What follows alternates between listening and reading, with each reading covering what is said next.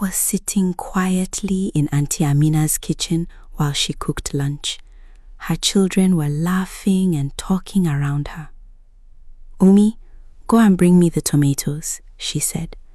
I quickly stood up to help. Since I did not know where the tomatoes were, I went straight to the fridge and opened it carefully. I searched everywhere inside, but I could not find them. One of Auntie Amina's sons laughed.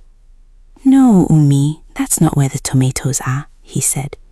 The other children started laughing too. Auntie Amina turned and looked at me angrily. "Leave this local orphan girl alone," she said bitterly. "Is it her dead father that kept tomatoes in the fridge, or her dead mother that kept it there?" The kitchen suddenly became quiet. Her words broke my heart. My lips trembled and tears filled my eyes immediately. "Oh, Mama, those words were too harsh," her eldest son said softly. "Will you shut up and mind your business?" Auntie Amina shouted at him. I could not hold the pain anymore. I stepped back, fell to the ground, and cried as memories of my late parents filled my heart. Those words are so fresh in my memory till date. I used to clean Auntie Amina's bedroom almost every day. I swept the floor, dusted the table, folded her clothes, and arranged everything the way she liked it. I always tried my best because I didn't want her to complain that I was lazy or careless. One afternoon, while cleaning her room, I saw a 200 naira note lying on the table beside her mirror. I picked it up absent-mindedly while arranging the room so it wouldn't get lost or fall to the floor. Then I started folding her clothes neatly and putting them inside the old Ghana Moscow bag she always used. I folded wrapper after wrapper carefully, trying to make everything look tidy. Without realizing it, I still had the 200 naira note in my hand. As I tucked the clothes into the bag, the money slipped in between them. I didn't even notice. The next morning, I went to school like every other day. I was in school when Auntie Amina discovered the money was missing. Instead of asking me first, she immediately believed I had stolen it. She was so angry that she sent her son to my school to look for me.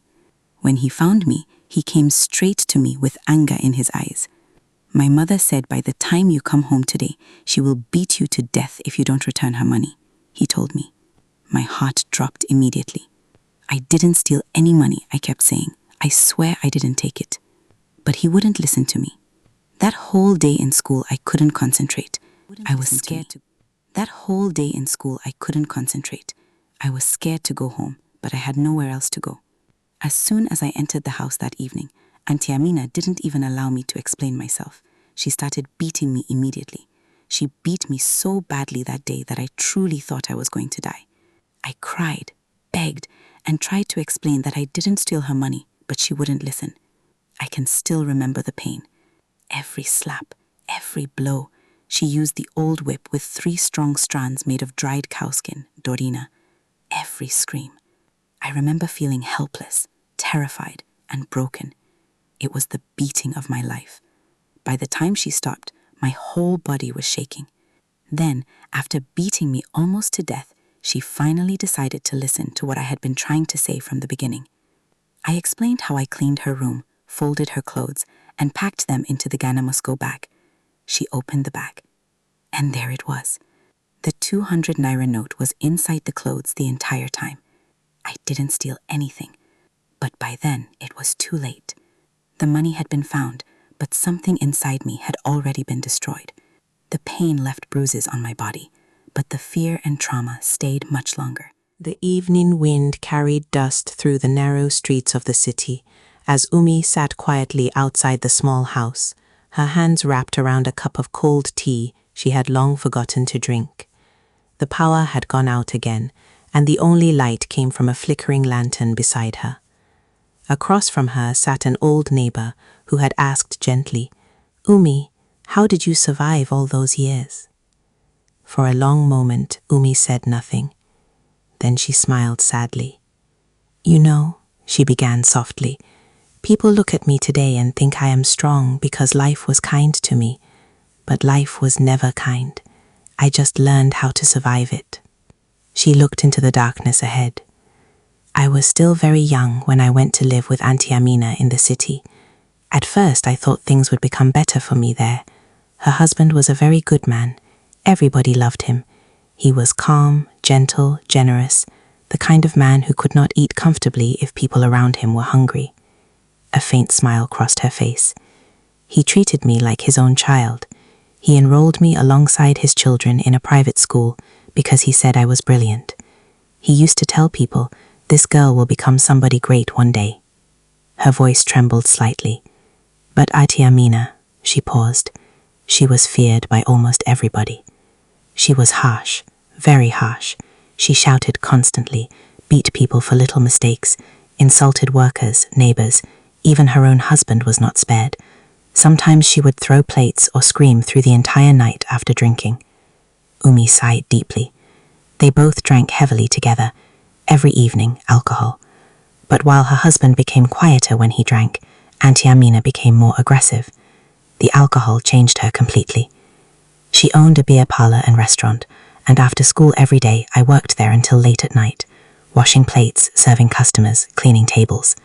Sometimes I would sleep only a few hours before going back to school. She shook her head slowly. But despite everything, I loved school. School became my safe place.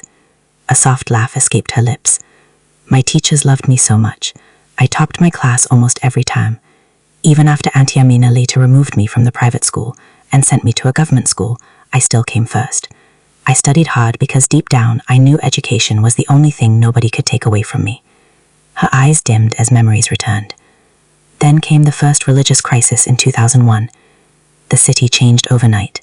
Fear everywhere. Smoke in the air. Shops burned. People running. We lost Auntie Amina's restaurant during the violence. Everything collapsed after that. Silence lingered for a moment. And then tragedy entered the family one after another. Auntie Amina lost her only daughter shortly after the crisis. Ummi lowered her gaze. That pain destroyed her. She became very sick afterward. Some people said it was grief that killed her slowly. Others said it was the years of drinking. But she became weaker every day until she could no longer stand properly. She actually contacted a sickness. We later understood some of the reasons she was that aggressive and harsh towards everyone. She was dealing with a lot. She suffered greatly before she died. The lantern crackled softly. And after she died, Ummi whispered, her husband also began to fade. He loved her despite everything. Despite the shouting, the cruelty, the chaos. He loved her deeply. He smoked heavily for years too. Later the doctor said he had liver cirrhosis. Not long after Auntie Amina died, he followed her. And in his wides he said, "You will never leave this house after your sister's death, till I am no longer alive." And truly that came to pass. He was buried beside his wife in his village. Of course, painful coffins I remember clearly like yesterday. The mortuary experiences at that young age. Watched both bodies, asides my father's body that I also watched when he passed. The mourning period and the deep sense of pain in the loss of a family member. Ummi swallowed hard. And just like that, the house became empty. They left behind 2 young boys and Auntie Amina's stepdaughters from her husband's former wife. Those girls hated her deeply because of how she treated them while she was alive. She folded her arms tightly. Everything scattered after their deaths. And me? She smiled painfully. I had nowhere to belong anymore. After Uncle died, I moved in with one of my eldest half-brothers in the same city. Her eyes filled with quiet strength. People say Ummi has seen a lot. They are right. The alcohol I watched them drink and also sold to customers from a tender age has also eventually become my reality and life struggle addiction. Life.